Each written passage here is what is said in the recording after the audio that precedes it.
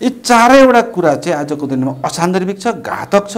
मार्क्सवादी दृष्टिकोण के रहेछ भन्ने कुरा चाहिँ सार रूपले बुझ्न पाएर नै मार्क्सवाद गलत छ भन्ने अहिले हामीले खोज्न सजिलो भयो। 2072 साल असोज 3 गते संविधान जारी गर्ने दिन प्रधानमन्त्री नरेन्द्र मोदीको दूत जयशंकर को कतातिर गठबन्धन गर्ने भन्ने कुरा अमेरिकाको स्वार्थ र चीनको स्वार्थ फरक फरक छ। नेपालीसम्म 2080 को फागुन चैततिर त्यसको निकास निस्किन्छ। त्यो भनेको राज संस्था पुनर्स्थापना भएर त्योभन्दा अगाडि अब 1 वर्ष पछाडि र 2080 को फागुन चैतको अगाडि चाहिँ नेपालमा एकदम ठुलो सङ्कट देखा पर्छ। समाज, राष्ट्र र जनताको सरोकार कार्यक्रम राष्ट्रिय सरोकारमा यहाँहरूलाई हार्दिक स्वागत छ।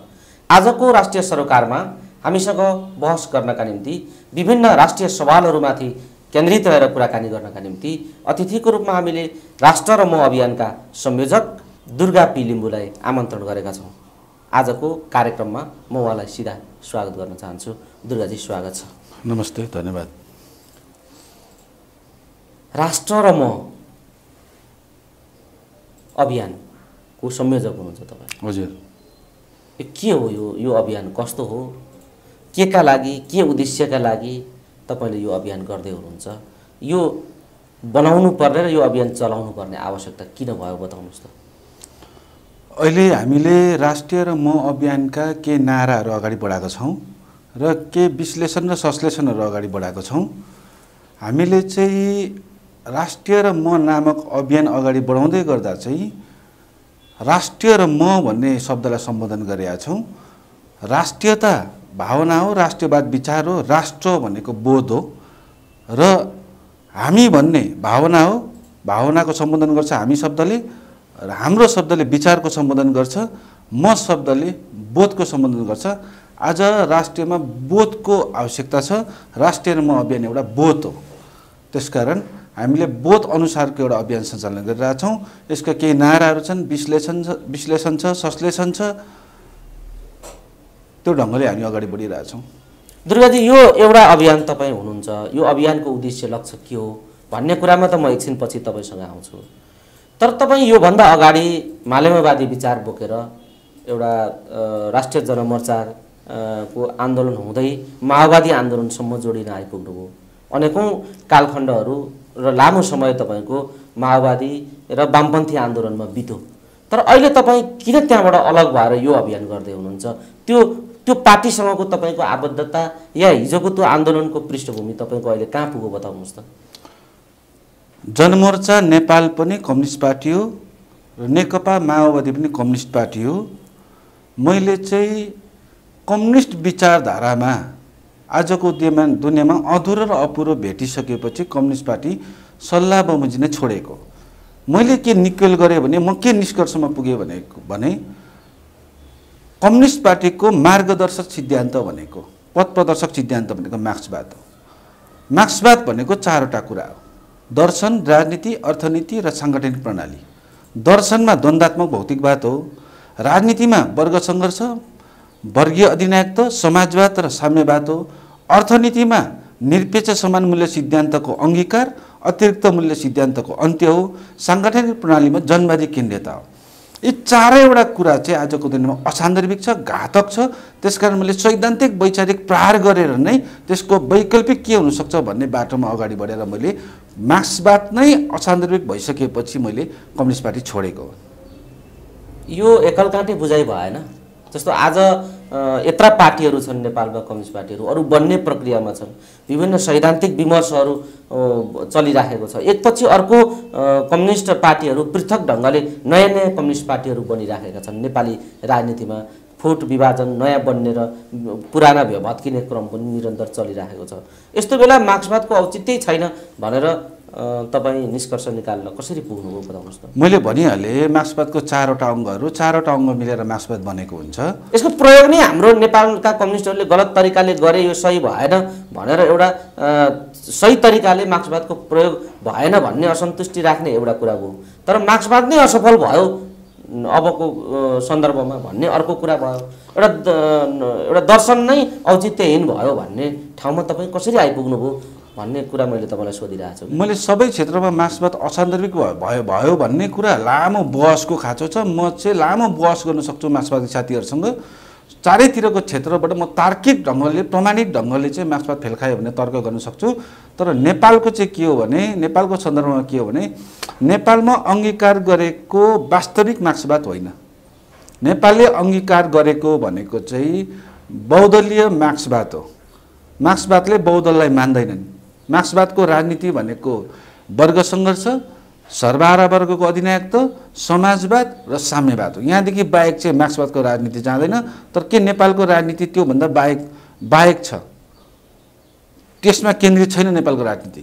यसले के जनाउँछ भने मार्क्सवादको राजनीति नेपालमा जो प्रयोग भइरहेको छ यो मार्क्सवाद विरुद्धमा छ। भनेपछि अहिलेसम्म तपाईँले मार्क्सवादी विचार र आदर्श बोकेर जुन कम्युनिस्ट आन्दोलनमा समय व्यतीत गर्नुभयो अहिलेसम्म, हिजोसम्म, त्यो समय खेर गयो, बर्बाद भयो भन्ने निष्कर्ष हो। अब एउटा निश्चित समयमा 20-22 वर्ष मार्क्सवादी दर्शनमा आधारित भएर हामी प्रक्रियामा लाग्यौँ, सङ्गठन विस्तारमा लाग्यौँ, कार्यक्रमहरूमा सामेल भयौँ। तर त्यसको एउटा उपलब्धि चाहिँ के छ भने मार्क्सवादी दृष्टिकोण के रहेछ भन्ने कुरा चाहिँ सार रूपले बुझ्न पाएर नै मार्क्सवाद गलत छ भन्ने अहिले हामीले खोज्न सजिलो भयो। मार्क्सवादको दृष्टिकोण के हो भन्ने कुरा चाहिँ प्राप्त भयो 22-23 वर्षको अनुभूतिले। त्यो प्राप्त भएको अनुभूतिको जगमा टेकेर यो असान्दर्भिक भइसकेपछि नयाँ खोजीको दिशा चाहिँ के हुनसक्छ भनेर त्यसमा लाग्यो अहिले। भनेपछि यो पत्ता लगाउन सजिलो भयो, लागेको समय पनि अध्ययनमा गयो, राम्रै भयो भन्नु। राम्रै भयो तपाईँको निष्कर्ष हो। एउटा ठिक छ, यो एउटा पाटो भयो। अब यो दर्शनको पाटोमा बहस गर्दाखेरि हामीसँग समय नपुग्ला। आगामी दिनमा यो कसरी असफल भयो र यसका पछाडिको असफलताको कारण के हो भन्ने कुरा आगामी दिनमा तपाईँसँग हामी कुरा गर्नेछौँ। तर एउटा कुरा बताइदिनुहोस्, यो समाजवाद उन्मुख संविधान हो अहिलेको हाम्रो संविधान। नेपाललाई नेतृत्व गर्ने राजनीतिक कार्यक्रम नै अब समाजवादी बाटो हो र यो समाजवादी संविधानले यसलाई नेतृत्व गर्छ, यो राजनीतिक कार्यक्रमले यसलाई नेतृत्व गर्छ भनेर यो संविधानको उपयोग गरिराखेका छौँ हामी। हाम्रो संविधानमा त्यो उल्लेख छ। तर यो जनयुद्ध र जनआन्दोलनले प्राप्त गरेको राजनीतिक उपलब्धि हो यो संविधान पनि। तपाईँले यसमा प्रश्न उठाइदिनु भयो। यसको अर्थ त यसमा पनि प्रश्न हो, हामीलाई केले नेतृत्व गर्छ त? अब तपाईँको दृष्टिकोणमा नेपाललाई कस्तो खालको विचार र राजनीतिले नेतृत्व गर्नुपर्छ भन्ने अभियानमा हुनुहुन्छ तपाईँ? एउटा राजनीतिक प्राणी भएको नाताले यो बताइदिनुहोस् त। तपाईँ एउटा राजनीतिक व्यक्ति हुनुहुन्छ। साथी, यो 18औं शताब्दीदेखि यता राजनीतिमा, अरू दर्शनमा, अर्थनीतिमा, साङ्गठनिक प्रणालीमा छोडिदिउँ, राजनीतिमा 18औं शताब्दीदेखि यता दुईटा चिज, दुईटा विचार, दुईटा धारणा अगाडि आयो, दुईटा प्रयोग अगाडि। एउटा पुँजीवाद, एउटा समाजवाद, मार्क्सवाद। यसरी आयो। हामीले नेपालमा समाजवाद उन्मुख भनेर संविधानमा लेखिरहँदाखेरि मार्क्सवादी दृष्टिकोणको समाजवाद संसारमा सम्भव छैन। मार्क्सवादी दृष्टिकोणको समाजवाद भनेको चाहिँ जतिसुकै व्याख्या विश्लेषण पुस्तकहरू लेखे पनि मूलभूत रूपले मार्क्सवादी समाजवाद दुईटा कुरा हो। एउटा उत्पादनमा सामूहिकरण, सबैले उत्पादन गर्नुपर्ने साझाकरण, अर्थात् उत्पादनका सम्पूर्ण साधनहरू राष्ट्रियकरण र साझाकरण, उत्पादित सबै वस्तुहरूको वितरणमा समानीकरण, एउटा मार्क्सवादी समाज भनेको। दोस्रो भनेको सम्पूर्ण मानवीय सम्बन्धहरू सामाजिकरण। जतिसुकै पुस्तक लेखे पनि मार्क्सवादी समाजवादको मूल सार कुरा नै यो दुईटा। यो दुईटा सम्भव छ र? सम्पूर्ण उत्पादनका साधनहरू राष्ट्रियकरण र साझाकरण पनि सम्भव छैन। सम्पूर्ण उत्पादित वस्तुहरू पनि समान वितरण पनि सम्भव छैन। सम्पूर्ण मानवीय सम्बन्धहरू सामाजिकरण पनि सम्बन्ध छैन।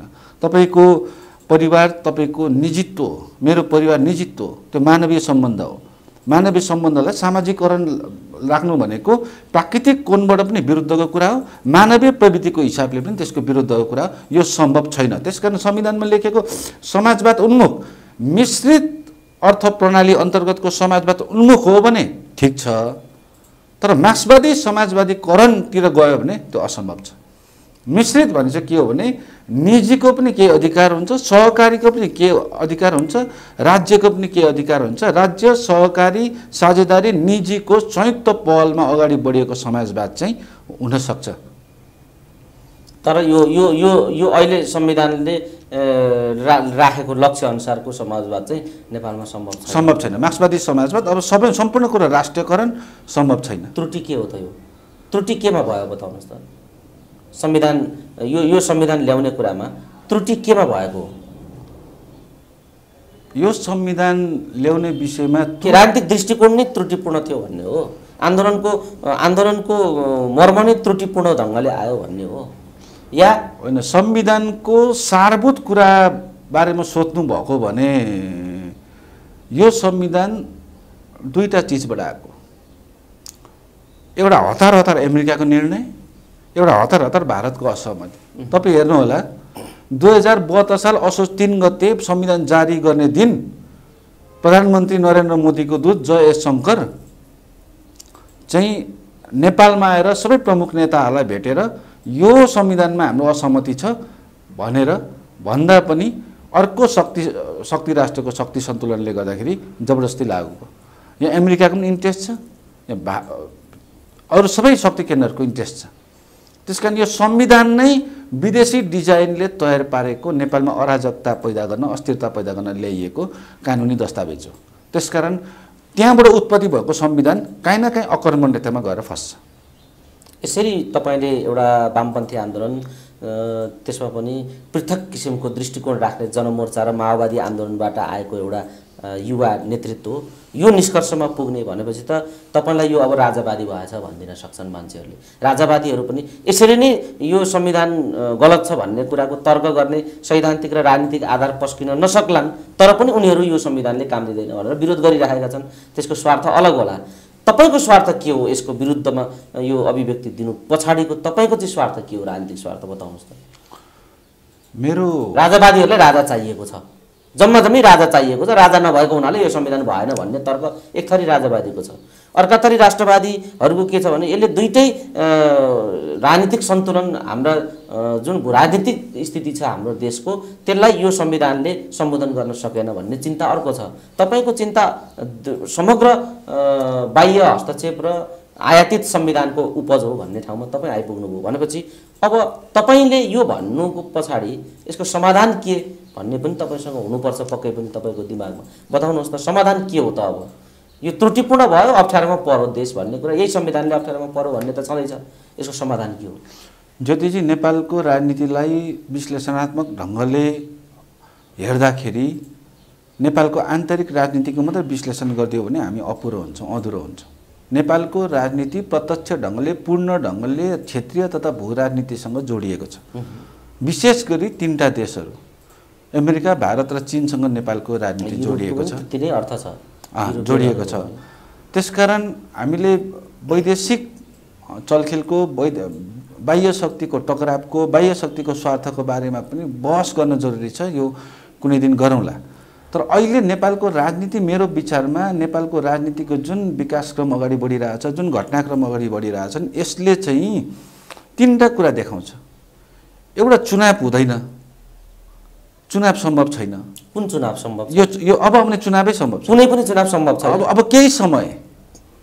यो 30 गतेको चुनाव हुँदैन र संसदीय चुनाव पनि हुँदैन। यो 30 गते चुनाव हुँदैन। तपाईको विश्लेषण आधार के हो? नहुने नीति घोषणा भइसक्यो, तयारी भइसक्यो, मतपत्र छापिसक्यो, तीनटा आधार, डिजाइन भइसक्यो, सबै कुरा तयारी भइसक्यो, तपाई हुँदैन भन्दै हुनुहुन्छ। यसको तीनटा आधार छ। बताउनुहोस् त। एउटा, राजनीतिक पार्टीहरूमा नै को कतातिर गठबन्धन गर्ने भन्ने कुरा अमेरिकाको स्वार्थ र चीनको स्वार्थ फरक छ।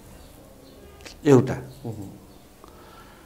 अर्को कारण भनेको चाहिँ विदेशी शक्तिहरूले, विशेष गरेर अमेरिकाले यो चुनाव चाहिँ नहुने दिशातिर लान खोजिरहेछ। दोस्रो। तेस्रो कारण भनेको चाहिँ नेपालको राजनीतिमा अलिक बढी हस्तक्षेप गर्ने, जस्तै चीनले आर्थिक क्षेत्रबाट नेपाललाई निकै हस्तक्षेप गर्न चाहन्छ, अमेरिका कूटनीतिकबाट हस्तक्षेप गर्न चाहन्छ, भारत राजनीतिबाट हस्तक्षेप गर्न चाहन्छ। भारतको वर्तमान राजनीतिको कार्यनीति भनेको नै संविधान असफल र निस्तेज भनिसकेपछि चुनाव भयो भने त संविधान असफल र निस्तेज हुँदैन। त्यसकारण संविधान असफल र निस्तेज पार्नको निम्ति पनि भारत चुनाव नहुने दिशातिर देशलाई लैजान खोज्छ। यो तीनटा कारणले गर्दाखेरि म चुनाव नहुने देख्छु। नेपालको राजनीतिक घटनाक्रम अहिले हेर्दाखेरि अब तपाईँ हेर्दै जानु, अब 10-12 दिनमा क्लियर हुन्छ। अब हाम्रो प्रधानमन्त्रीज्यू शेरबहादुर देउवा भारत जाँदै हुनुहुन्छ, त्यहाँदेखि आएर एउटा परिस्थिति बन्न सक्छ जस राजनीतिक घटनाक्रमले चाहिँ को विश्लेषण गर्दाखेरि चुनाव हुँदैन। एउटा, चुनाव नभइसकेपछि अर्को प्रक्रिया घटनाक्रम कता बढ्छ भने संविधान निस्तेज र असफल। संविधान निस्तेज र असफल भइसकेपछि एउटा भ्याकुम परिस्थिति भइसकेपछि राज संस्थाको पुनर्स्थापना हुन्छ। देश यो तीनटाको दिशातिर गयो मेरो विश्लेषणमा, हैन? यो तीनटाको प्रक्रियाबाट देश अब अगाडि बढ्यो। म चाहिँ यो तीनटाको घटनाक्रमबाट देश अगाडि बढिरहँदाखेरि मैले लामो समीक्षा गरिसकेपछि यो देशमा राज संस्था पुनर्स्थापनाको आवश्यक छ भन्ने निचोड र निष्कर्षमा पुगेको छु अहिले म। ती शक्ति केन्द्रहरूलाई हेरेर यो निष्कर्ष निकाल्नु भएको हो? त्यो पुगेको छु र तर नेपाली जनताको चाहना त त्यो होइन नि त। नेपालमा राज संस्था पुनर्स्थापना होस् भन्ने नेपाली जनताको चाहना हो र शक्ति केन्द्रले चाहँदैमा जनताको चाहना विरुद्ध यहाँ केही हुन्छ भन्ने कुरा त्यो शक्ति केन्द्रको स्थितिलाई हेरेर कसरी तपाईँ राज संस्थाको निष्कर्षमा पुग्न सक्नुहुन्छ? नेपाली जनताको चाहना त त्यो होइन नि त। अहिले हेर्दा के हो त? तपाईँको विश्लेषण के हो भन्नुहोस् त? नेपाली जनता नेपालमा राज संस्था पुनर्स्थापित गर्न चाहन्छन्? राजनीति भनेको ज्योति सर सत्य कुराको स्थापित हुँदै होइन। सत्य कुराको स्थापित भएको भए ठुल्ठुलो विद्वानहरूले एउटा योजना ल्याएको थियो नेपालमा, ठुल्ठुलो राजनीतिज्ञहरूले एउटा योजना ल्याएको थियो। प्रचण्डको साम्यवाद लागू हुन्थ्यो होला, हैन? काङ्ग्रेसको समाजवाद लागू हुन्थ्यो होला, उदारवाद लागू हुन्थ्यो होला, तर सत्य होइन। राजनीति भनेको चाहिँ सम्भावित घटनाक्रमलाई सम्बोधन गर्नु नै राजनीति हो। त्यसकारण मैले देखिरहेको छु, म राजनीति गरिरहँदाखेरि राज संस्थाको पुनर्स्थापना अवश्य हुन्छ, तर केही समय लाग्छ। 2-2.5 वर्षमा राज संस्था पुनर्स्थापना कम्प्लिट हुन्छ। तपाईँ अहिले यो विषयमा के भन्न चाहन्छु राज संस्थाको बारेमा? तपाईँ अहिले राज संस्था पुनर्स्थापित हुन्छ भन्ने निष्कर्ष हुन्छ र म त्यसको समर्थन त्यसमा समर्थनमा हुनुहुन्छ? राज संस्था चाहिन्छ भन्नेमा तपाईँ आइपुग्नुभयो? आइपुगेको छु। माओवादी आन्दोलनबाट तपाईँ राजा चाहिन्छ भन्ने ठाउँमा आइपुगेको छु। यसको कारण के हो? एउटा त शक्ति केन्द्रको खेलले यो स्थिति पैदा गर्छ भन्ने एउटा तपाईँको त्यो निष्कर्ष हो। यो राष्ट्रको चाहिँ आवश्यकता हो कि होइन भन्ने कुरामा पनि आवश्यकता भएरै तपाईँले पनि त्यो भन्नुभएको होला। तपाईँको राज संस्था चाहिन्छ भन्ने निष्कर्षमा तपाईँ पुग्नुको कारण के हो बताउनुहोस्? होइन, राज संस्था चाहिन्छ। पावर सेन्टरको कुरा छोडिदिउँ। अहिले नेपालमा राज संस्था नेपाली जनताले हिजो चाहिँदैन भनेर फ्याँके भन्ने एउटा भनाइ छ। यसमा विभिन्न राष्ट्रिय अन्तर्राष्ट्रिय शक्तिहरूको कस्तो खालको स्वार्थ थियो भन्ने कुरा अहिले खुल्दै आएको छ। भोलि राज संस्था स्थापना गर्न चाहन्छन् वैदेशिक शक्तिहरू, अहिले त्यस्तो सिनारियो तयार भएको छ भनेर तपाईँ राज संस्थाको पक्षमा आउनु भएको हो भने त नेपाली जनताको भावना भन्दा त गलत बाटोको कुरा भयो। मेरो धारणा राज संस्थाको बारेमा धारणा के हो भने ज्योति सर, पञ्चायतको जस्तो सक्रिय राजतन्त्र पनि होइन, 47 सालको संविधानको जगमा बनिएको संवैधानिक राज संस्था पनि होइन। अबको जनताले चाहने राज संस्था भनेको लोकतान्त्रिक राज संस्था हो। किन त्यो नल्याइकन चाहिँ वैदेशिक इन्ट्रेस्टहरूलाई पनि सम्बोधन गरेर नेपाल बचाउन सकिँदैन भन्ने तपाईँको निष्कर्ष हो? लोकतान्त्रिक राज संस्था चाहिँ किन आवश्यक छ भने तपाईँको निष्कर्ष नि अझै क्लियर गरिदिनुहोस् न। वैदेशिक शक्तिले नेपालमा राज संस्था स्थापना गराउन चाहन्छ, त्यसकारण म राजावादी भएँ भन्नु कति राजनीतिक जिम्मेदारीको कुरा हो बताउनुहोस् न? नेपाली राजनीतिको जगमा, मौलिक राजनीतिको जगमा तपाईँ उभिने हो भने त तपाईँको दृष्टिकोण त बाह्य शक्तिको प्रभावले सिर्जना गर्ने विषयमाथि केन्द्रित भयो नि त तपाईँको दृष्टिकोण भन्ने प्रश्न हो क्या मेरो। नेपालको परिवर्तनमा, नेपालको चाहिँ राजनीतिक घटनाक्रममा चाहेर पनि नचाहेर पनि विदेशी शक्तिको भूमिका छ। यसलाई नकार्न सकिँदैन। जसले विदेशी शक्तिको भूमिका नकारेर चाहिँ राष्ट्रियवादी भन्न खोज्छ त्यो ढोङ मात्रै हो। हामीले सन्तुलनको नीति अन्तर्गत चाहिँ आफ्नो राजनीतिक प्रक्रियालाई अगाडि बढाउनु पर्छ। भनेपछि राजा आएपछि मात्रै यो सन्तुलन मिल्छ भन्ने राजा आएपछि मात्रै तपाईँको निष्कर्ष के हो? त राजावादीहरू अहिले के गरिरहेका छन्? राजावादीहरूको समस्या के हो त? तपाईँ राज संस्थाको आवश्यकता देख्दै हुनुहुन्छ। तपाईँ जस्तो आवश्यकता देख्ने अन्य राजावादीहरू पनि थुप्रै बजारमा छन्, कराइराखेका छन्। कोही राजा आऊ देश बचाऊ भन्छन्, कोही 47 सालको संविधान भन्छन्। यस्तो खालको कुरा त भइराखेकै छ सडकमा, नेपाली राजनीतिको बजारमा यस्तो सुनिएको छ।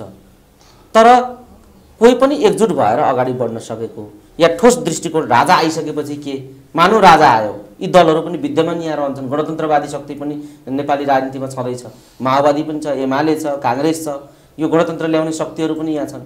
यी विद्यमान शक्तिहरू कहाँ जान्छन्? राजा आइसकेपछि के हुन्छ? यो पनि त एउटा छलफलको विषय त हो नि त। राजा आउने बित्तिकै जादुको छडी जस्तो सबै कुरा सम्हाल्दै जाने, सबै अप टु डेट, सब ठिकठाक भइहाल्ने भन्ने कुरा त पक्कै होइन। भनेपछि राजाको विरुद्धमा लागेका शक्तिहरू राजा आएपछि के गर्छन्? एउटा कुरा आइसकेपछि राजाले कसरी राज्य सञ्चालन गर्छन्? कतिपय सन्दर्भमा भन्छन् कि यहाँ राजा आफै नै चाहेर पनि उनी आउन चाहेका छैनन्, राजा आफू नै सत्तामा आउन चाहँदैनन्, राजा बन्न तयार छैनन् भन्ने चर्चा पनि उठ्छ। बताउनुहोस् त, यो राजावादीहरू किन एक छैनन्, राजा ल्याएपछि के हुन्छ, राजा आइसकेपछि यी दलहरू के गर्छन्, गणतन्त्रवादी शक्तिको स्थिति के हुन्छ, राजा आइसकेपछि राजाको स्थिति के हुन्छ, अझ भयावह भन्ने कुरा भएन। कसरी समाधान राज संस्था हुन सक्छ आजको सन्दर्भमा भन्ने प्रश्न मैले तपाईँलाई सोधिरहेको छु। ज्योति सर, म यो विषयमा 5 मिनट बोल्छु। जुन देशमा राज संस्थाको अन्त्य भएर चाहिँ गणतन्त्र स्थापना भयो, त्यो गणतन्त्रले राष्ट्रिय एकता, शान्ति, स्थायित्व, प्रगति प्राप्त गरेर चाहिँ अगाडि बढ्यो। त्यो गणतन्त्रले त्यो देशमा त्यो गणतन्त्र राम्रो गरी संस्थागत विकास भएको छ। तर जुन देशमा राज संस्थाको अन्त्य भएर जो गणतन्त्र स्थापना भयो, तर त्यो देशमा गणतन्त्रले अस्थिरता, अराजकता, अशान्ति र दुर्गतिको सङ्कट निम्त्यायो। त्यहाँ दुईटा विकल्प देखा परेको छ संसारको इतिहास। एउटा कि त्यहाँ तानासा जन्मिन्छ, जस्तै युगान्डामा हैन, जर्मनमा हैन, इराकमा गणतन्त्रको जुन सङ्कट थियो त्यसको बीचबाट चाहिँ तानाशाही जन्मियो। अर्को विकल्प भनेको चाहिँ त्यो सङ्कटको बीचबाट राज संस्था पुनर्स्थापना हुन्छ। जस्तै कम्बोडिया भयो, बेलायत भयो, इथियोपिया भयो, गणतन्त्रको सङ्कटको बीचबाट राज संस्था पुनर्स्थापना भयो। नेपालको कन्टेक्स्ट हेर्दाखेरि गणतन्त्रको जुन सङ्कट छ योबाट तानाशाहीको जन्म होइन, राज संस्था पुनर्स्थापनाको सम्भावनालाई इङ्गित गर्दछ। तर राजावादी आन्दोलन जो चलिरहेछ नि देशमा, यसमा केही समस्यागत धारणाहरू छन्। बताउनुहोस् त, यसमा के समस्या छ? राजावादी आन्दोलनको समस्या के हो? पहिलो भनेको एउटा कार्यदिशा, राजा ल्याउने बाटो, कार्यदिशाको समस्या। दोस्रो समस्या भनेको कस्तो खाले राज संस्था, मोडलको समस्या। तेस्रो भनेको राज संस्था आएपछि कार्यक्रम के हो। यसमा तीनटा विषयमा केही समस्यागत छ आन्दोलनकारी साथीहरूको। म कार्यदिशाको बारेमा भन्छु। केही व्यक्तिहरूको धारणा के छ भने कार्यदिशाको मतलब निरपेक्ष जनआन्दोलनबाट राज संस्था ल्याउने, सडकमा बल प्रयोग गरेर ल्याउने। यो सम्भव छ कि छैन? एक ठाउँमा छ, तर यो गाह्रो छ। यो तीनटा कारणले गाह्रो छ। एउटा, नेपाली समाज र नेपाली जनतामा राजनीतिक पार्टी हाबी छ, एउटा कारण। दोस्रो कारण, नेपाली राजनीतिमा विदेशी शक्ति हाबी छ। तेस्रो कारण, राजावादी शक्तिहरू विभाजित छ। यो तीनटा कारणले गर्दाखेरि निरपेक्ष जनआन्दोलनको कार्यदिशाबाट चाहिँ राजा हुन प्राय गाह्रो छ। दोस्रो कार्यदिशा भने जनमत सङ्ग्रह भन्छ। जस्तै मैले आन्दोलनको विषयमा मैले भने अघि निरपेक्ष आन्दोलनको अलिकति म यहाँ जोड्न चाहन्छु कि आन्दोलनको जगमा राज संस्था आयो अरे, तर एउटा नजिर यस्तो बन्छ फेरि आन्दोलनबाटै हटाइन्छ। जस्तै उदाहरण, इथियोपियामा सन् 1941मा आन्दोलन मार्फत चाहिँ राजा हेली सेलासीलाई पुनर्स्थापित गरियो, वैश्विक राज संस्था पुनर्स्थापित गर्यो। तर 1975मा फेरि सन् 1975मा आन्दोलनबाटै खारेज गरियो। त्यो एउटा नजिर बस्छ। त्यसको आन्दोलनबाट अलिकति घातक पनि छ। मैले एउटा कार्यदिशा भने। दोस्रो कार्यदिशा भनेको जनमत सङ्ग्रहबाट हुन्छ। एउटा जनमत सङ्ग्रहबाट ल्याउनुपर्छ राज संस्था भन्छ। जनमत सङ्ग्रहमा भाग लिने खाले नेपालको राजाको राज संस्थाको इतिहास, चरित्र र प्रविधि त्यो होइन। यो आफैमा स्थापित हो। जनमत सङ्ग्रह जोडिनु हुँदैन। तर जनमत गरिहाल्यो भने, जनमत सङ्ग्रह भइहाल्यो भने, हारियो भने सधैँको लागि गयो राज संस्था। जितियो भने पनि जनमत सङ्ग्रह एउटा नजिर बस्छ होइन। जस्तै मैले उदाहरण दिन्छु, ग्रिस भन्ने देशमा सन् 1935मा 1935 वरिपरि जनमत सङ्ग्रहबाट राज संस्था ल्याइयो, पुनर्स्थापना गरियो। तर 1975मा जनमत सङ्ग्रहबाटै हटाइयो। जस्तै मालदिप्समा सन् 1953मा राज संस्था पुनर्स्थापना जनमत सङ्ग्रहबाट गरियो। तर 1974-75तिर फेरि जनमत सङ्ग्रहबाट हटाइयो। त्यसकारण निरपेक्ष जनआन्दोलनको कार्यदिशा पनि गाह्रो छ, जनमत सङ्ग्रहबाट पनि घातक छ। अब राज संस्था पुनर्स्थापना आन्दोलनको दोस्रो समस्याको धारणा भनेको चाहिँ मोडलको। एउटा साथीहरूले के भन्छ भने त्यत्तिकै उफ्रेर के भन्छ भने 2047 साल बिउत्यौँ, त्यसको जगमा चाहिँ संवैधानिक राज संस्था भन्छ। त्यो तीनटा कारणले नेपालको सन्दर्भमा आवश्यकता छैन। एउटा कारण भनेको 2047 सालको संविधान भनेको नेपाललाई अराजक अस्थिरता पैदा गर्नको निम्ति ल्याइएको विदेशी डिजाइनको संविधान हो 2047 को। दोस्रो, 2047 को जगमा उभिएको संवैधानिक राज संस्था भनेको दलहरूको मूर्ति मात्रै हो, रबर स्ट्याम्प। तेस्रो भनेको इतिहास जस्ताको त्यस्तै जिउको थियो, कहिले फर्किँदैन। यो तीनटा कारणले गर्दाखेरि 47 को संविधान बिउताएर गठन गर्ने संवैधानिक राज संस्था आजको आवश्यकता होइन।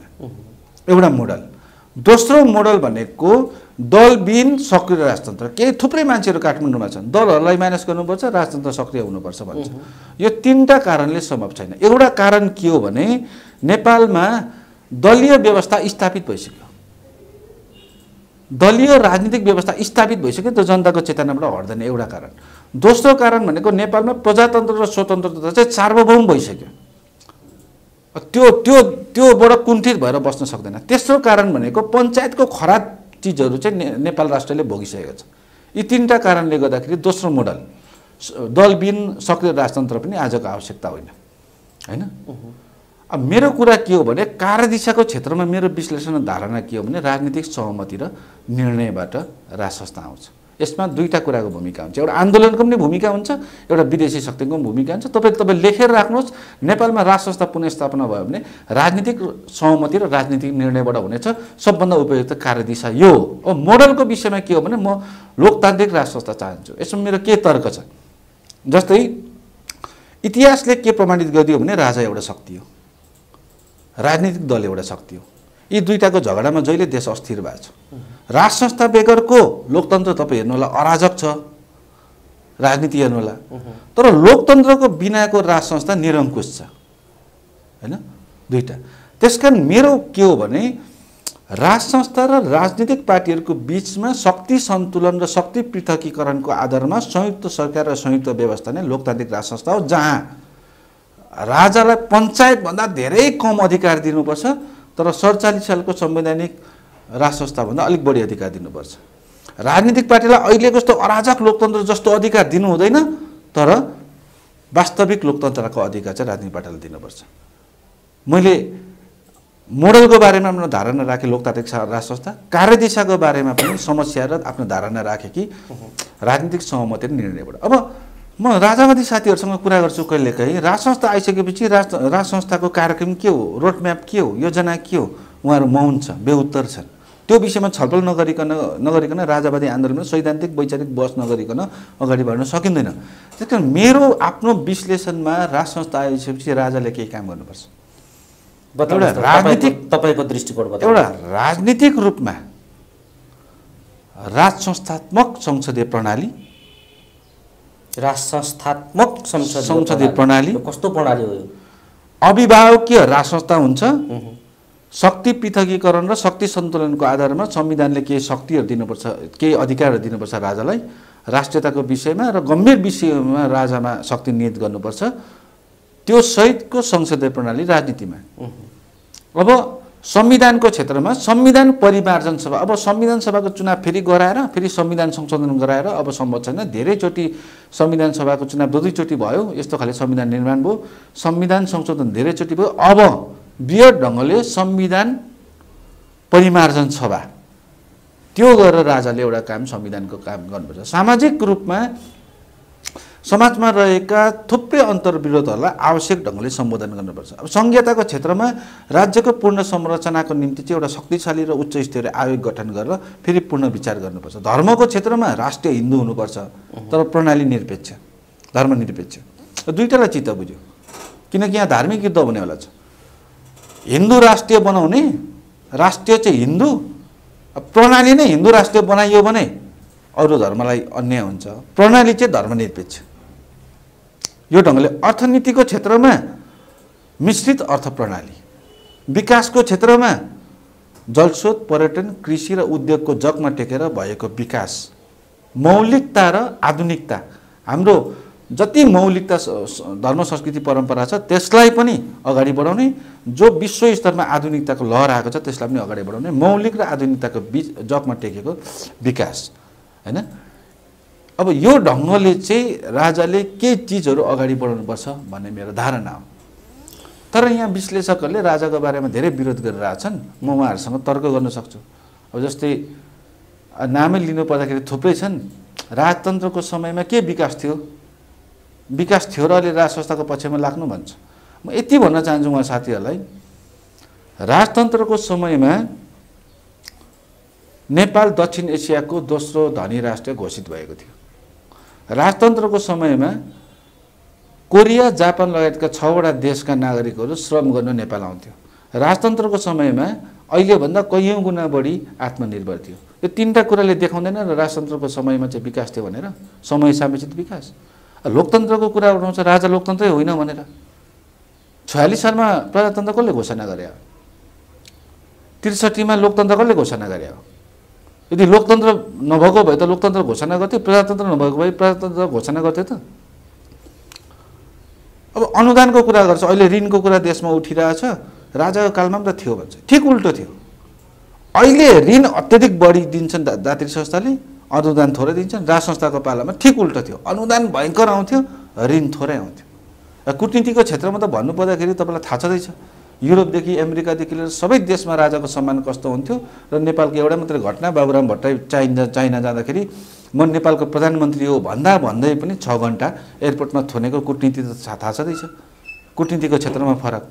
समावेशीको, जातीय समावेशीको आधारमा यो भने राजतन्त्रले निर्माण गरेको मन्त्रीमण्डलको रेसियो हेरौँ र राजनीतिक पार्टीले निर्माण गरेको मन्त्री परिषदको सङ्ख्या हेरौँ, कयौँ गुणा बढी जनजाति र मधेसी राजतन्त्रले निर्माण गरेको मन्त्रीमण्डलमा छन् अहिलेको भन्दा, समावेशीको हिसाबले भन्ने हो भनेपछि यो अहिलेको समावेशिता या अहिलेको प्रणालीले स्थापना गरेको कुरा भन्दा, राज्य प्रणाली भन्दा धेरै उत्तम चाहिँ राजा महाराजाले सञ्चालन गरेको प्रणालीमा थियो भन्ने। केही खराबहरू थियो होला, थुप्रै कुरा खराब थियो, तर अहिले भन्दा धेरै उपयुक्त थियो, उत्कृष्ट थियो। तपाईँ राजावादी भइसक्नुभयो त्यसो भए? भइसके, अहिले राजावादी भइसक्नुभयो। सबै राजावादी। यहाँ सुन्नु नि ज्योतिजी, पञ्चायतले 7-7वटा ज्यान मुद्दाको आरोप मुद्दा लगाएका विश्वेश्वर प्रसाद कोइराला अन्तत के निष्कर्षमा पुग्नुभयो? राजा र मेरो घाँटी जोडिएको छ भन्ने निष्कर्षमा पुगिसकेपछि काङ्ग्रेसको पथप्रदर्शक व्यक्तित्व को? बिपी कोइराला होइन? जब बिपी कोइरालाले नै 7-7वटा पञ्चायतले ज्यान मुद्दा लगाउँदाखेरि अन्तत आएर चाहिँ राजा र मेरो घाँटी जोडिएको छ भन्नु। कम्युनिस्टको अहिले प्रणेता भने, कम्युनिस्टको चाहिँ महान व्यक्ति भनेको एमालेको अहिले सबैको भनौँ मदन भण्डारी होइन?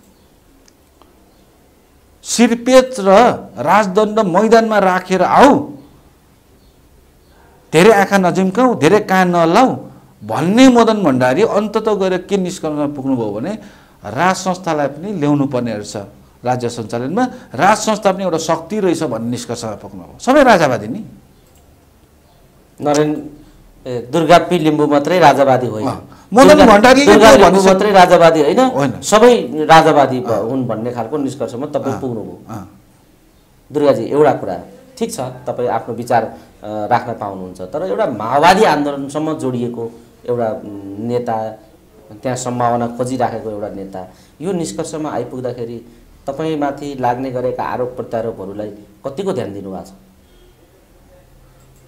अलिअलि महसुस गरेको छु, तर मैले अघि पनि भने सम्भावना के हो त्यो राजनीति हो। यदि सम्भावना राजनीति हुँदैन थियो भने प्रचण्डको साम्यवाद उहिले आइसक्थ्यो। सम्भावनै थिएन, साम्यवाद के आउँछ? सम्भावना के हो? त्यो राजनीति हो। त्यसकारण त्यो सम्भावनामा हिँडेँ र मैले राज संस्थाको इतिहासहरू पढेँ। म त्रिभुवनलाई राम्रो मान्दिनँ अहिले आएर, होइन? कुनै पनि चिजको असल र खराब हुन्छ। राज संस्थाको इतिहासमा त्रिभुवन त्यति ठुलो नेता होइन, त्यति ठुलो कूटनीतिक मान्छे होइन, त्यति ठुलो विकास प्रेमी होइन। तर महेन्द्रको इतिहास हेर्नुहोस्, वीरेन्द्रको हेर्नुहोस्, होइन? म यो विषयमा फेरि सुनाउन चाहन्छु। महेन्द्रको चाहिँ 30-40वटा कामहरू, वीरेन्द्रको 30-40वटा कामहरू तपाईँ आफै बुझ्नु नि। दक्षिण कोरिया 1971देखि पाकचुते भन्ने व्यक्तिले विकास गर्न 30 वर्ष लाग्यो। मलेसिया मोहम्मद माथिर भन्ने व्यक्ति प्रधानमन्त्री भइसकेपछि विकास गर्न 30 वर्ष लाग्यो। तपाईँ सिङ्गापुर अस्ति भर्खर ली क्वान भन्ने व्यक्ति प्रधानमन्त्री भएपछि विकास गर्नलाई 30 वर्ष लाग्यो। महेन्द्रको शासनकाल कति हो? 9 वर्ष 6 महिना। 9 वर्ष 6 महिनाको महेन्द्रको काम हेर्नुहोस्। त्यो पाकचुते फेल खान्छ, ली क्वान फेल खान्छ, मोहम्मद माथिर फेल खान्छ। त्यति मात्रै हेरौँ। 9 वर्षको के गर्यो महेन्द्रले? अचम्मको विकास गरेको छ। वास्तवमा धेरै पूर्वाधारको क्षेत्रमा धेरै ठुलो काम गरेको छ ठुलो काम महेन्द्रले। यसमा दुई मत छैन। राष्ट्रियताको सवालमा पनि धेरै काम गरेको छ। दुर्गाजी, एउटा कुरा, त्यसो भए तपाईँ राज संस्था या राजा राष्ट्रवादी संस्थावादी बन्ने निष्कर्षमा पुगिसक्नु भएको हो भने छुट्टै यो अभियान किन चलाउनु भएको? राजेन्द्र लिङ्गदेनजी हुनुहुन्छ, राजनीति नै गरिराख्नु भएको छ, राष्ट्र संस्था फर्काउने एजेन्डामा उहाँ राप्रपाको नेतृत्वमा आउनु भएको छ। त्यहाँ जोडिएर तपाईँ राप्रपामा प्रवेश गरेर जान पनि सक्नुहुन्थ्यो, तपाईँ अन्य राजावादी शक्तिहरूसँग मिलेर जान पनि सक्नुहुन्थ्यो। यत्रा धेरै राजावादी सङ्गठनहरूका बिचमा तपाईँले यो राष्ट्र र म अभियान किन चलाउनु भएको? अर्को अभियानको आवश्यकता किन भयो? यतै लागे हुँदैन थियो? तपाईँलाई त अब विचार मिल्ने सङ्गठन भयो नि राप्रपा, होइन? अहिले आएर किन त्यहाँ नलागेर तपाईँ आफ्नो अभियान बनाउँदै हुनुहुन्छ? बताउनुहोस् त। 100% विचार मिल्दैन। पहिलो कुरो, राष्ट्रिय र म अभियान वैकल्पिक शक्ति बन्न चाहँदैन, सहयोगी शक्ति बन्न चाहन्छ। वैकल्पिक शक्ति जसले जतिसुकै भन्यो नेपालमा अझै 20 वर्षसम्म जन्मिँदैन। त्यो रविन्द्र मिश्रको हालत देखिएको छ, बाबुराम भट्टराईको हालत देखिएको छ, उज्जवल थापाको हालत देखाइदिएको छ। अहिले नेपालमा चाहिँ 200वटा पार्टी छ, सबैको हालत देखिएको छ। नेपालमा पार्टीहरू चाहिँ, शक्तिहरू चाहिँ, वैकल्पिक शक्ति चाहिँ मूलधारको राजनीतिक शक्तिको रूपमा स्थापित हुने सम्भावना छैन अहिले केही वर्ष। त्यसको 3टा कारण छ। एउटा, मैले अघि पनि भने, विदेशीको हाबी पूर्ण रूपले छ नेपालको राजनीतिमा। यस कारणले सक्दैन। नेपाली जनतामा राजनीतिक पार्टीको पूर्ण हाबी छ। तेस्रो भनेको चाहिँ नेपाली जनतामा चाहिँ दलाल अर्थतन्त्रीय प्रभाव छ। तपाईँले बुझ्नुभएको भएन, दलाल अर्थतन्त्रको प्रभाव छ। अर्थात् जोसँग अलिक बढी शक्ति छ, जोसँग पैसा छ, त्यसको पछि लाग्छ। त्यसकारणले नेपाली समाज चाहिँ अहिले निम्न वर्गीयबाट मध्यम वर्गीयमा उन्मुख भइरहेछ। मध्यम वर्गीय समाज भइसकेपछि मात्रै वैकल्पिक शक्तिहरूको अध्ययन गर्न मान्छेले पछि लाग्न भन्छ। जस्तै थुप्रै ठाउँमा, जस्तै दिल्लीमा भनौँ केजरीवाल, होइन, थुप्रै स्क्यान्डिनेभियन मुलुकहरूमा नयाँ शक्ति उदय भएको छ। तर त्यहाँको समाज के थियो भने मध्यम वर्गीय थियो। निम्न वर्गीयमा वैकल्पिक शक्ति चाहिँ स्थापित हुन सक्दैन। नेपाली समाज निम्न वर्गीयमा छ अहिले। त्यसकारणले पनि वैकल्पिक शक्तिमा मूलधारको रूपमा शक्तिमा हुँदैन। दोस्रो कुरो, अब वैकल्पिक शक्तिमा निर्माण नभइसकेपछि हामी राजनीतिक पार्टी कुनै न कुनै राजनीतिक पार्टीलाई चाहिँ सहयोग गर्नुपर्ने हुन्छ। यो मैले तपाईँको मिडियाबाट भने। विचारको क्षेत्रमा नेपालमा 3टा विचार प्रभावित भइरहेछ। एउटा विचार भनेको उद्धार प्रजातन्त्र, जो काङ्ग्रेसले वकालत गर्छ। दोस्रो विचार भनेको मार्क्सवाद हो, जो कम्युनिस्ट पार्टीले मार्गदर्शक सिद्धान्त मान्दछ। तेस्रो विचार भनेको चाहिँ दक्षिणपन्थी विचार हो, जो एउटा राजाले त्यसको नेतृत्व गर्छ, होइन? दक्षिणपन्थी र उद्धार प्रजातन्त्र चाहिँ काहीँ न काहीँ अलिअलि मिल्छ। मिलिसकेपछि राजनीतिक पार्टीको रूपमा म चाहिँ व्यक्तिगत रूपले, तपाईँ छक्क पर्नुहुन्छ होला, कम्युनिस्ट पार्टी छोड्नुभयो, अब राजावादी लाग्नुभयो, राजनीतिक पार्टीमा चाहिँ यसो गर्नु हुँदैछ भन्दाखेरि नेपालमा राजनीतिक पार्टीहरूमा अलिकति सम्भावना बोकेको पार्टी भनेको नेपाली काङ्ग्रेस हो। नेपाली काङ्ग्रेसले यो देशमा सकारात्मक परिणामको काम गर्यो भने राष्ट्रिय र म अभियानले नेपाली काङ्ग्रेसलाई सहयोग गर्दछ। तर काङ्ग्रेस त तपाईँका एजेन्डामा छैन नि त, राष्ट्र संस्था पुनर्स्थापित गर्ने एजेन्डामा छैन। मैले अघि भनिनँ, राज संस्थाको कार्यदिशाको सन्दर्भमा राजनीतिक निर्णय र राजनीतिक सहमतिबाट मात्रै राज संस्था आउनेछ भनेर। राजनीतिक सहमति र राजनीतिक निर्णय गर्ने मान्छे को हो त? नेपाली काङ्ग्रेस हो। नेपाली काङ्ग्रेस पहिलो शक्ति नेपाली काङ्ग्रेस ठाउँमा तपाईँ रहनुभयो। त्यसकारणले काङ्ग्रेसलाई समर्थन गर्ने ठाउँमा तपाईँ हुनुहुन्छ। परिस्थितिले कहीँ न कहीँ झुकाइहाल्छ क्या। आन्दोलन नचाहँदै नेताहरूले आन्दोलन हुन्छ, आन्दोलन चाहँदै हुँदैन। नेपालीको बानी कस्तो छ भने नि, हाम्रो ज्योतिजी, विकासको योजना बनाउन माहिर छ, कार्यान्वयन गर्न अल्छी छ नेपालीको बानी। तर आन्दोलनमा ठिक उल्टो छ। योजना बनाइसकेको हुँदैन, अघि जनता चाहिँ कार्यान्वयन गरिसकेको हुन्छ। अब आन्दोलनमा चाहिँ योजना पहिला बनाएर आन्दोलनमा जाँदा त्यसले उपयुक्त परिणाम दिन्थ्यो, होइन? विकासमा चाहिँ योजनाभन्दा कार्यान्वयनतिर ध्यान दिएको भए त्यसले राम्रो परिणाम दिन्थ्यो। तर ठिक उल्टो छ विकास र आन्दोलनको क्रममा। त्यसकारण आन्दोलनको क्रममा देश अगाडि बढ्यो भने सबै पार्टीहरू लगभग राजसंस्था पुनर्स्थापनाको एउटा इस्युमा एजेन्डामा आउनै पर्छ। दुर्गाजी, हामी कुराकानीको अन्तिम चरणमा पछिल्लो समय थोरै बताइदिनुहोस्, अहिलेको राजनीतिक पार्टीहरूको समीक्षा गरिदिनुहोस्। चुनाव हुँदैन भन्नुभयो तपाईँले, हुँदैन, नहुने आधार पनि भन्नुभयो। अब यो कति तपाईँको विश्लेषण कति फेल खान्छ, कति ठिक हुन्छ, आगामी दिनमा यो देखिनेछ, पछि कुरा गरौँला फेरि। तर अहिले जुन खालको राजनीतिक तालमेल, गठबन्धनको सरकार, गठबन्धनको चुनाव, यस्ता खालका कुराहरू उठिराखेका छन्, यसमा प्रचण्डजी, देउबाजी, ओलीजीहरूको पोजिसन, नेपाली राजनीतिको ग्राउन्डमा पोजिसन कस्तो छ, सेन्टरमा पोजिसन कस्तो छ, उहाँहरू कता जाँदै हुनुहुन्छ, तपाईँको विश्लेषण के छ बताउनुहोस् त।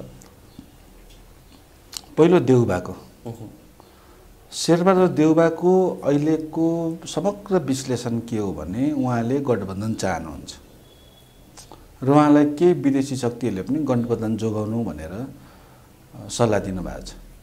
गठबन्धन बनाएर चाहिँ 2/3 सरकार चलाउने उहाँको राय इच्छा हो। दोस्रो, प्रचण्ड कुनै हालतले गठबन्धन छोड्न चाहँदैन, जोसुकैसँग गठबन्धन होस्। प्रचण्डको चाहिँ फेरि चाहे त्यो देउबासँग होस्, चाहे त्यो ओलीसँग होस्, गठबन्धन छोड्न चाहँदैन। किनकि ग्राउन्डमा तपाईँ लेखेर राख्नुहोस्, प्रचण्ड अथवा माओवादी एक्लै चुनाव लड्यो भने लगभग माओवादी राष्ट्रिय शक्ति, राष्ट्रिय पार्टी बन्न सक्दैन। अहिलेको अवस्था होइन, अब माओवादी त सिद्धिने दिशातिरै गएको। अहिले मात्रै होइन, अब 10 वर्षपछि जतिसुकै साङ्गठनिक अभियान भने पनि माओवादी राष्ट्रिय पार्टी हुँदैन। अहिले चुनावमा सिङ्गल गयो भने राष्ट्रिय पार्टी हुँदैन भनेपछि माधवजीको कुरै आएन। हुँदैन।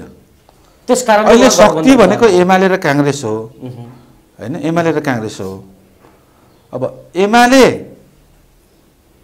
जहाँसम्म लाग्छ मलाई राजावादीहरूसँग तालमेल गर्न चाहन्छ। केपी ओली भित्री रूपले उसले राजावादीहरूसँग तालमेल गर्न चाहन्छ। अब विदेशी इन्ट्रेस्ट हुन्छ क्या ज्योतिजी। विदेशी इन्ट्रेस्ट भनेको चाहिँ के हो भने चीन जसरी पनि, जस्तै यस्तो हुन्छ राजनीतिको, अहिले राजनीतिमा विदेशी शक्तिको के हो भन्ने हुन्छ। अहिलेको राजनीतिमा विदेशी शक्तिको भनेको चीनको भनेको चाहिँ कुनै पनि हालतले कम्युनिस्टहरूलाई एकता गराएर कम्युनिस्ट सरकार निर्माण गर्ने अहिलेको कार्यनीति। भारतको अहिलेको वर्तमान राजनीतिमा उसको कार्यनीति भनेको के हो भन्दाखेरि चुनाव नगराएर संविधान असफल पार्ने होइन। अमेरिकाको अहिलेको कार्यनीति ठ्याक्कै अहिलेको राजनीतिमा उसको कार्यनीति अहिले गर्नुपर्ने काम उसले के हो भने उसले एउटा भ्याकुम परिस्थिति निर्माण गरेर राज संस्था पुनः अमेरिकाले ल्याउँछ राज संस्था। इरानमा अमेरिकाले राज संस्था ल्याइदियो, कम्बोडियामा अमेरिकाले राज संस्था ल्याइदियो, जो आफैले अन्त्य गरिदिएको थियो कम्बोडियामा राज संस्था पोलपोटलाई ल्याएर। कम्युनिस्ट पार्टीको नाममै एउटा पोलपोट भन्ने कम्युनिस्ट पार्टीको महासचिवलाई ल्याएर हजारौँको नरसम्मान गरेर राज्य व्यवस्था चाहिँ, पोलपोट त अमेरिकाको मान्छे थियो, भ्रम मात्रै हो कम्युनिस्ट भन्ने। उसले गलत कार्ययोजना कार्यान्वयन गर्दाखेरि लाखौँ मान्छेको हत्या गरे होइन। अमेरिकाको योजना चाहिँ के हो भने दरबार हत्याकाण्डमा पनि यसमा स्पष्ट चाहिँ बोल्न सकिँदैन के हो भन्ने कुरा होइन। तर कहीँ कहीँ विदेशी भूमिका चाहिँ छन्। अमेरिकाको हुनसक्छ, भारतको हुनसक्छ। तर भए पनि मेरो एउटा तर्क के छ भने राजा अहिलेको ज्ञानेन्द्रलाई चाहिँ बचाइराख्नुको उद्देश्य चाहिँ लामो समयसम्म अमेरिकाले सोचेर हो भन्ने लाग्छ मलाई चाहिँ। यो दरबार हत्याकाण्डको बारेमा कुनै दिन मजाले बसेर छलफल गरौँला। थुप्रै मैले तर्कहरू दिन सक्छु यो विषयमा होइन। दिनुहोस् न एक दुईवटा यहाँ सुरु। अहिले दिन अहिले अब यति मात्रै भन्न सकिन्छ कि जस्तै अब हाम्रो चक्रप्रसाद वास्तुलाले आफ्नो आलेखमै लेख्नु भएको छ पत्रिकामै। जस्तै वाङमुङले, चिनिया प्राध्यापक वाङडुङले आफ्नो पुस्तकमै लेख्नु भएको छ होइन। तपाईँ आरके यादवले, भारतको मान्छेले प्रश्न लेख्नु भएको छ होइन। मैले अहिले भुलेँ, त्यो सबैले लेख्नु भएको छ। यसमा विदेशी डिजाइन छ, यो प्रक्रियाले चाहिँ अगाडि बढेको विदेशी डिजाइन भनेर प्रष्ट छ त्यहाँ। यो विषयमा अब यो ज्योतिजी अलिकति लामै कुराकानी हुन्छ। दरबार हत्याकाण्डको बारेमा पनि बोलाउँला समय आएपछि होइन। अब दर्शनको बारेमा पनि बोलौँला, राजनीतिक घटनाक्रमको बारेमा पनि बोलौँला हैन। अन्त्यमा के भन्न चाहन्छु भने एकपल्ट सबै साथीहरू प्राज्ञिक बुद्धिजीवी राजनीतिज्ञ अभियन्ता साथीहरूलाई हामीले राष्ट्रिय र म एउटा अभियान सञ्चालन गरेका छौँ। यो चाहिँ अलिकति बौद्धिक लेभलबाट सञ्चालन हुन्छ। त्यसमा एकपल्ट बहस गर्नको निम्ति चाहिँ सबै साथीहरूलाई आह्वान गर्न चाहन्छु। अनि ठिक छ, यो एउटा ठिक छ कि, तर तपाईँले अलिकति प्रश्न पार्नु भएन। तपाईँ किन राप्रपासँग नजोडिएर अर्को अभियान थाल्नुभयो भन्ने मैले सोधेको थिएँ क्या। विचार मिल्ने राजन लिङ्गदेनको विचार के छ? राज संस्था पुनर्स्थापित गर्ने राजा त्यो विचार हो। उहाँ अहिले त्यो नारा छ नि त। त्यो त नारा हो। उहाँ नारा मात्रै छ, विचार छैन। विचारै छैन त। राज संस्था पुनर्स्थापना जस्तै पछि के आउने भनेर म जस्तो भन्न सक्छ? राज संस्था पुनर्स्थापनाको कार्यदिशाको बाटोमा समस्या र धारणा भन्न सक्छ? राज संस्थाको मोडलको बारेमा समस्यागत धारणा र आफ्नो विचार राख्न सक्छ? उहाँको त के हो भने अब समानुपातिक र समावेशीको विरोध गर्नुहुन्छ। अनि उहाँले आफ्नो धारणा चाहिँ के राख्नुहुन्छ भने निर्वाचन प्रणाली चाहिँ समानुपातिक निर्वाचन प्रणाली। विचारै बाज्ने क्या। समावेशी र समानुपातिकको सबभन्दा उच्च रूप बनेको समानुपातिक निर्वाचन प्रणाली हो। अनि आफ्नो विचारमा चाहिँ कार्यकारी राज संस्था, प्रत्यक्ष निर्वाचित कार्यकारी संवैधानिक राज संस्था, प्रत्यक्ष निर्वाचित प्रधानमन्त्री, निर्वाचन प्रणाली समानुपातिक निर्वाचन प्रणाली भनेर उहाँको धारणा छ लामो। अनि इन्टरभ्यूमा चाहिँ समावेशिता र समानुपातिकताको पुरै विरोध गर्नुहुन्छ। विचारै मिलेन नि त्यहाँ। समानुपातिक र समावेशीको विरोध गर्ने मान्छेले निर्वाचन प्रणाली समावेशी र समानुपातिकको सबभन्दा उच्चतम रूप समानुपातिक निर्वाचन प्रणाली हो। विचारै मिलेन। अब थुप्रै यस्ता छन्। अब एकजना हाम्रो निर्मलमणि अधिकारी भन्ने हुनुहुन्छ, उहाँको दर्शनको क्षेत्रमा सहृदयताको दर्शन भन्छ, त्यस्तै हो यो। दर्शन सहृदयताको हुँदैन। चट्याङसँग सहृदयता हुँदैन, हावापानीसँग सहृदयता हुँदैन, दुश्मनसँग सहृदयता हुँदैन। जन गइहाल्छ। वस्तुपरक भएन। वस्तुपरक भएन। दुर्गाजी, हामी कुराकानीको अन्तिम चरणमा छौँ। ठ्याक्कै जाँदै के भन्न चाहनुहुन्छ? राजनीति ठुलो सङ्कटमा फस्दैछ। अहिलेको राजनीति ठुलो सङ्कटमा फसेको छैन।